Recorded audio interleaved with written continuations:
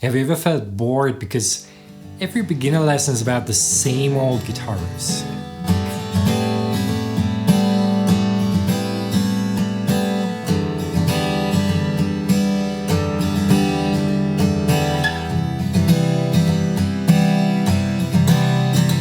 Even the same old chords, same old strumming patterns, same old songs you should play.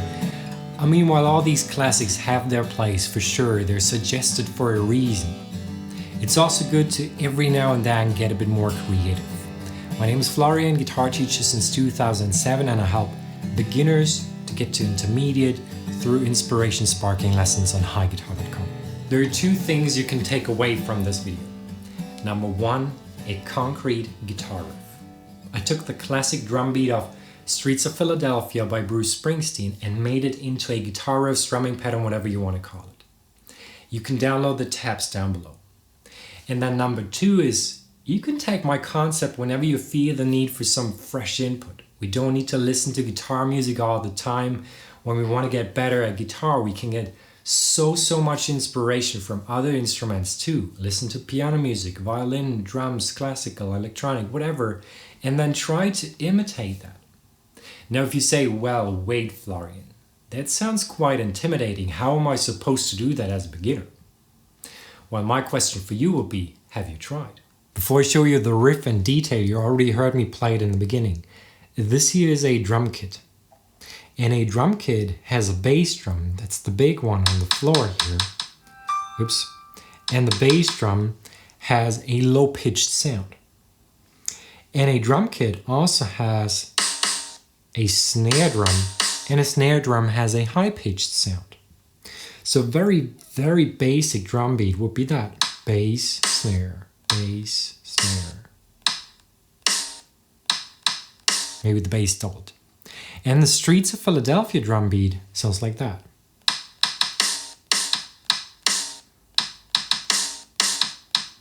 Right? And the guitar has high and low pitched sounds too. So I took that drum beat and made it into a guitar riff. So all these chords are very beginner friendly. They're all 2-finger chords. No weird chord changes in here. So it's an A minor 9 first. Have your thumb on top of the neck. We want to block the low E string. Then an E minor 7. Very easy chord change. And then keep sliding your middle finger along the A string for the next one, C major 7. Again, we want to block the low E string. Then a G major 7, and the last one is an E7. So those are the chords, and then the riff goes like this. Down, down, up, down, up, down, down, down. Let me do it again, a bit louder. Down, down, up, down, up, down, down, down. And it's really important that you make a distinction between the bass strings, the thick strings, and the high-pitched strings to really imitate that drum groove.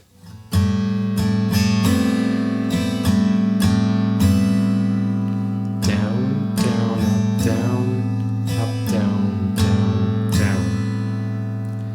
I play twice on that A minor 9, and I go to E minor 7.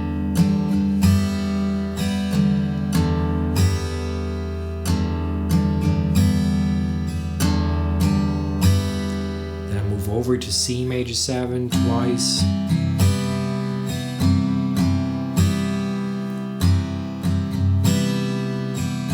And just once on that G major 7. And once on E7. And you could also, if that's too complicated for you playing with these fingers, by the way, I play like that, as if I had a guitar pick between index and index and thumb. I keep them very loose. I form a cross between the two, and then downwards I play with the index fingernail, and upwards I play with the thumbnail. If that is too complicated, too new to you, what you could also do to simplify that is that you play the bass strings with your thumb coming down and the high strings with your index finger coming up. So you wouldn't move your hand and your arm much, but just your your fingers, that will come the index finger from here, and the thumb's motion comes from here. So you would play like this.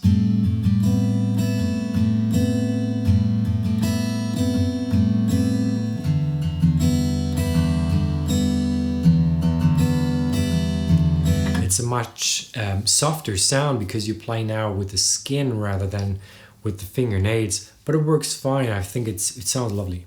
So there you have it, a nice little guitar riff to play around with, and a good clue where to find inspiration. Listen to other instruments, try to imitate. Enjoy, and I'll see you in the next lesson.